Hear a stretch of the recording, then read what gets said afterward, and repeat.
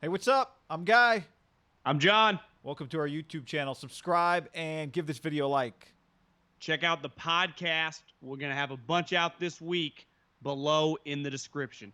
All right, today's discussion is Robert Saleh, the 49ers defensive coordinator, a lock to leave the 49ers? We talked, I guess, last week on the podcast about the possibility of it being, or maybe we did on the video on YouTube, kind of a last dance for this 49ers coaching staff. But when you start trying to find exactly the matches, right, the coaches that are going to get fired, the places that would make sense, then it becomes a little bit harder just to lock it in and guarantee. Is he the number one candidate on the team? I think so. Yes. I mean, in terms of just like if you were to make a list, you'd put him up there. But if I told you suddenly that, you know, Mike McDaniel, the Niners run game coordinator, becomes the head coach out of the blue, would that shock you? Or Mike LaFleur, Matt LaFleur's brother? Yeah. I mean, it's just he has a good year in Green Bay. He gets Aaron Rodgers playing well again. Based on last year, a guy that interviewed 4 jobs, you'd say yes. And it felt like he interviewed really well with the Browns. I think the number one thing working against him, big picture, is he's a defensive coach. And now that you have another great year offensively with Kyle's guys in McDaniels and LaFleur, I'm just saying I don't think it's a lock. Now, I think he's clearly in the mix, and all year long, if the Niners keep having success, he'll be a name in the ether that's on lists, and rightfully so. If their defense is good, he is fighting, an uphill battle, the side of the ball he's on, given how many young quarterbacks are in the league right now. And we'll go through some of these teams. I don't know, man. I mean, look, the team that he had the best chance last year, and it felt like he might get the Browns job. I remember being at I think it was the Minnesota Vikings playoff game, and rumors were circulating like Robert Saleh might get this job. I was like, damn. But what happened when the dust settled? They went with Stefanski, an offensive coordinator. Remember, a couple days later after the game, it's like, well, Saleh just kicked his ass, and they chose him. And to be honest, it's hard to blame them. They did take a guy 2 years ago as the number one overall pick at quarterback. Like their success or failure is going to be on with the quarterback success, right, as an organization. And it turned out Stefanski had been like the runner-up the year prior, right, that he was already kind of in their ecosystem. Now, Saleh's got a couple programs where he's in their ecosystem too. But before we go any further, let's not forget, John, too, that he is a card-carrying member of the Bald Brotherhood. That he is. Can we compare the shine right now? He consistently – he's got, here's another thing he's got working for him and why he's definitely going to get interviewed. And we've seen, I don't think it quite came to fruition yet, but the exact rules on the minority hiring, he does check off the Rooney Rule. But I think all the information coming out of the Browns, which, like you said, they already love Stefanski, D. Podesta, who was leading the charge, and it was clear they really liked him. And you're just around him, his energy, he's young. Kyle's his guy. Pete loved him. Gus Bradley. Like, he's got a lot of just positive things working for him, right? Yeah, I mean, if you just said defensive coordinator. Sherman loves him. If you just said defensive coordinator of one of the best defenses in the league that went to the Super Bowl and is young and has worked for Kyle, has worked for Pete, I mean, that without a photo, right, is just a coaching candidate. Then you add to it that they play in a bunch of big games, sideline shots of him fist pumping, high five, and getting into like all those little things that when an owner's watching TV, he is.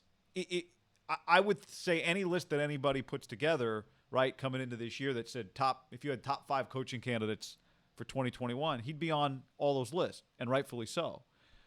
The question is when you start going – so this offseason we had 5 coaching changes, which is actually kind of low, right? Like usually it feels like we're in the 6, 7, 8 range. Only one in the AFC was the Browns. Well, Dan Quinn survived. Quinn survived. That was a big one. Yeah, that was a big one. And Doug Marrone survived. So those were 2 that you kind of felt like those guys might be on their way out that stayed. But that also means that they're at the front of the list now this year, right? Yeah. Now their seat's already on fire. But like you said, are the Falcons, if they fire Dan Quinn, are they going to go back to a defensive coordinator? You tend to, do something different than what you've been doing. If the Jags are bad enough to fire Doug Marrone, they're all in maybe on then Trevor Lawrence. Would they want to go offensive head coach. Maybe. Now, like the Panthers didn't, right? The Panthers went defensive head coach to college coach that doesn't call plays. So it's hard to base everything on teams zigging after they zagged. But those would be two candidates, particularly the Jags. Like that would be a team based on its history there that you would think is at the top of his list. To me, that's his best connection. And they don't necessarily have like a Sam Darnold, a Lamar Jackson, Josh Allen, where you go, you want to force an offensive coach. Now they may get the number 1 overall pick, or have the opportunity to get one of those guys. But I think a part of his package would be I'm bringing one of Kyle's guys with me, whether it's McDaniels or LaFleur. But that also gets me back to, don't you then have to have the conversation that if we're drafting Trevor Lawrence, why wouldn't we want that guy? Could he be the head coach? Maybe he's not head coaching material. There is also, when you look at the landscape of the league, beside Eric Bieniemy, it doesn't feel like there are that many, and it changes, but like Kyle Shanahan, Sean McVay's going into this season, right? When you look at the best teams, like, do the Eagles have one? Do the Cowboys have one? The Niners have a couple guys, but I think they still feel a little bit farther away. The Packers don't have a guy. If the Bears offense is great, maybe DeFilippo's name. DeFilippo gets back in the mix, but he's been fired a couple of years in a row. Seasons, yeah. You got Pete Carroll. Well, his offensive coordinator is Schottenheimer's kid, so you go, I don't know about that. You go Greg Roman. I don't know. It kind of feels like people don't think he's a head coach. That's where, to me, the curveball goes. Do we have a year where, like, Matt Campbell and Lincoln Riley make the jump? Because you would say if, like, Matt Campbell goes, I'm ready to come to the league, and he wins 9 games at Iowa State, he would be a better candidate, than Robert Saleh, in theory. Lincoln Riley clearly would be still pretty high. Here's a guy, that's – I don't think they're going to be very good, but what if I told you the Panthers this year went like 8-8 and Teddy Bridgewater's sweet? Joe Brady would have a lot of buzz, guy. We just seen how fast, like, the Kyle Shanahans, where they just put in 10 years in their 30s as offensive coordinators, those guys don't last. So if that guy becomes – as offensive coordinators. Yeah, he's just going to get hired. Where Robert Saleh's margin for error is kind of slim, right? If their defense is not as good this year and it feels like Kyle's carrying the team, I feel like he would drop down a little bit. And it's fair or not, like, you should hire your head. Like, part of Kyle Shanahan, what makes him great, obviously an elite play caller, but is the way the players talk about him, the way he communicates, how he understands the defense, how he can talk with any player, how consistent he is. Like, there is more to being a head coach than just, like, Andy Reid isn't just the play caller. Right. He puts out all the fires. He relates to everybody. He runs the operation. And that's where I think, have we jumped the shark a little bit? And who knows, like, big picture, could we go back to, like, maybe Ron Rivera's of the world are a little bit more in vogue, right? You just know this guy can lead you. He can get you going again. Or a guy, let's say the Redskins have a little success the next couple of years. Like, does Jack Del Rio get another job? You just see some of these guys that can say, I've been a head coach twice, or I've been a head coach before. Yeah. I don't know. The leadership element seems to be devalued a little bit, even though it matters.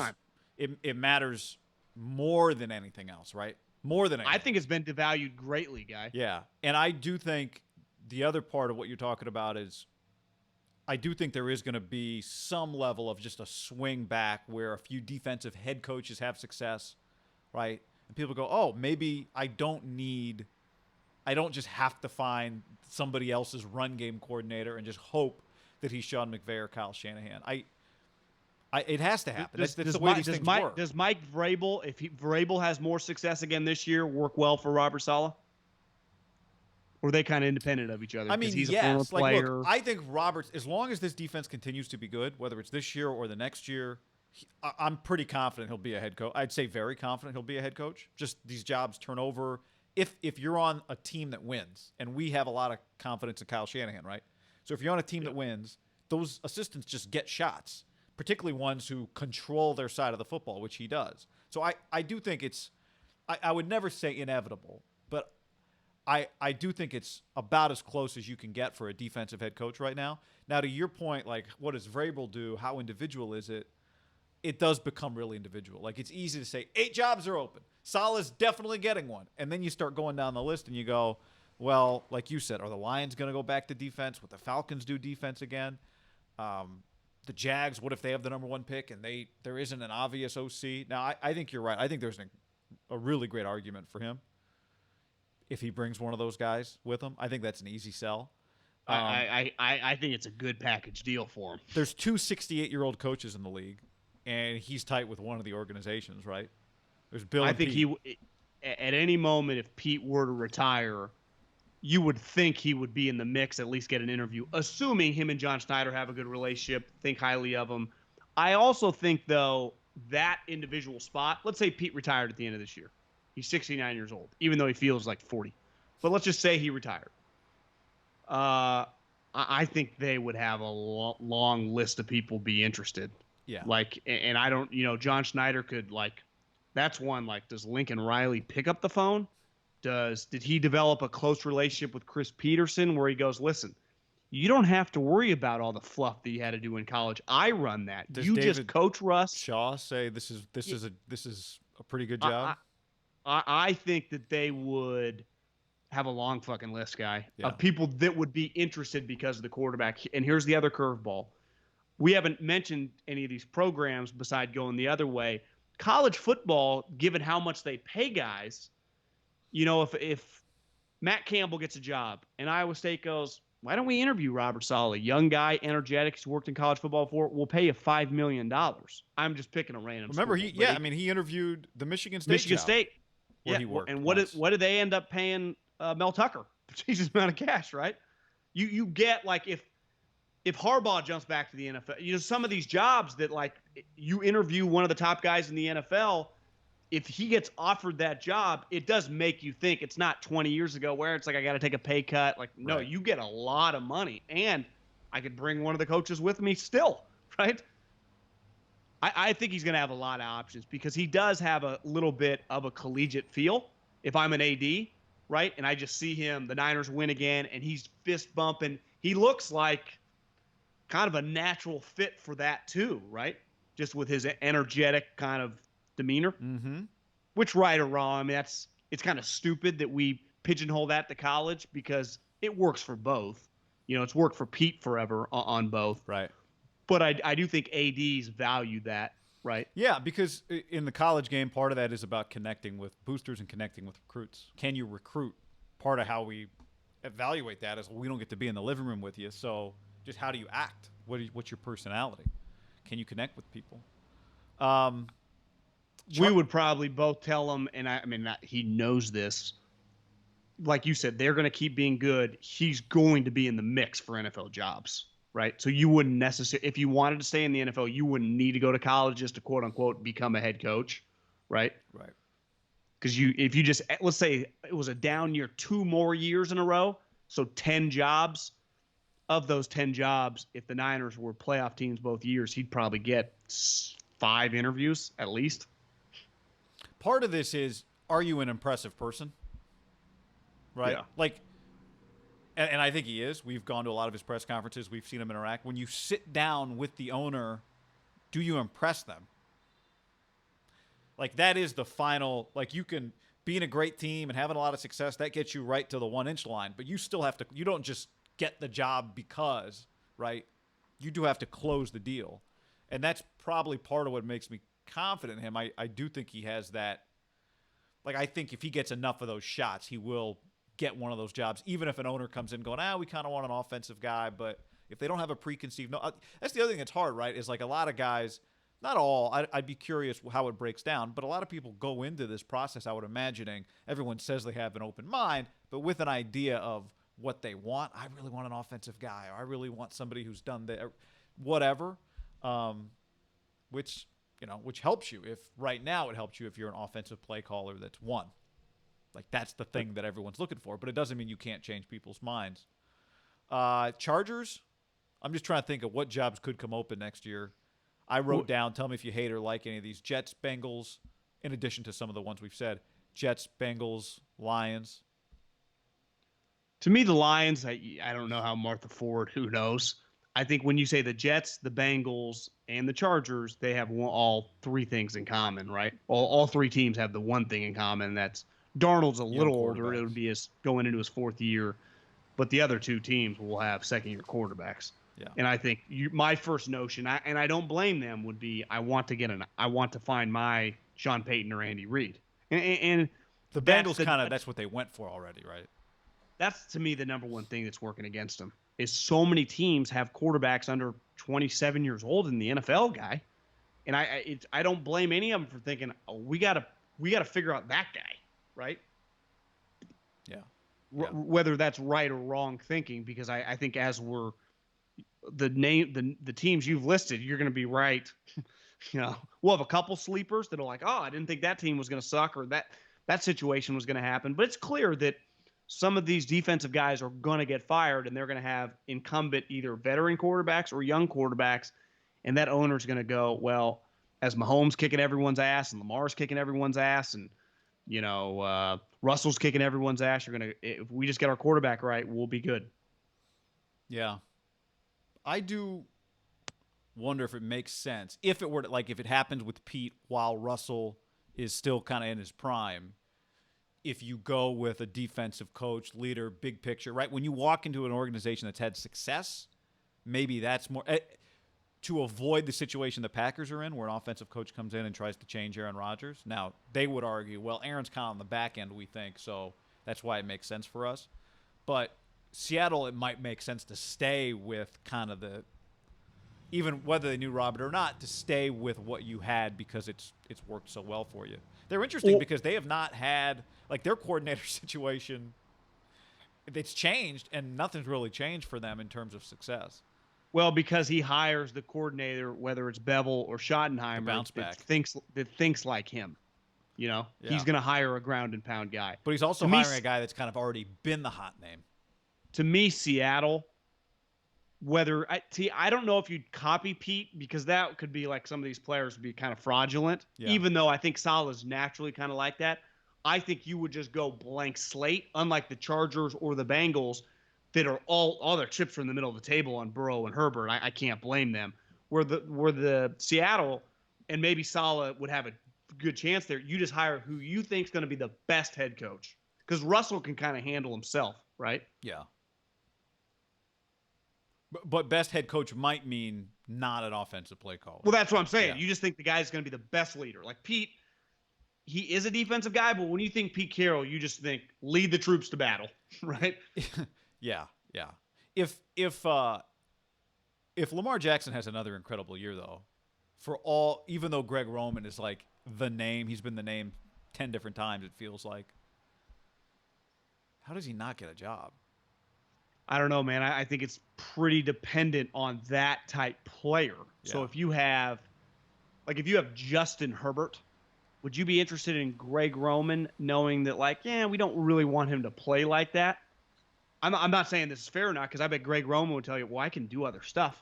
Yeah. I have other plays that I call. I just do these plays because they work. Clearly there's something, because he's been the coordinator of two kind of revolutionary offenses and hasn't become a head coach. I think so it's not a lot. I'm not talking I think it'll pigeonhole him a little bit as, if you have that type quarterback, teams will be interested. If you don't, I don't know. Yeah. Fair or not, these things they take on a life of their own, and you get labeled in the league. I think when you think Robert Saleh, if you just ask most people in the NFL, you'd be like, high energy, aggressive, right? Kind of like all Pete's guys. Dan Quinn, he just fits that mold. You could go, well, would we be better off hiring Gus Bradley, who's already failed and had some experience? They say guys are better off on their second job. Who knows? What if Gus Bradley and the Chargers are really good? Does he get back in the mix? He might, but I guess I would go back to, and this maybe applies more to Greg Roman than Gus Bradley. Maybe Greg Roman doesn't interview great when he interviews for jobs. Maybe he doesn't. Part of this is why I go back to, part of this is the success. Part of it is just Robert Saleh sitting down with his binders to impress the owners, like Steve Kerr said, and just being a guy that the owners go, I think that could be the head coach of my team.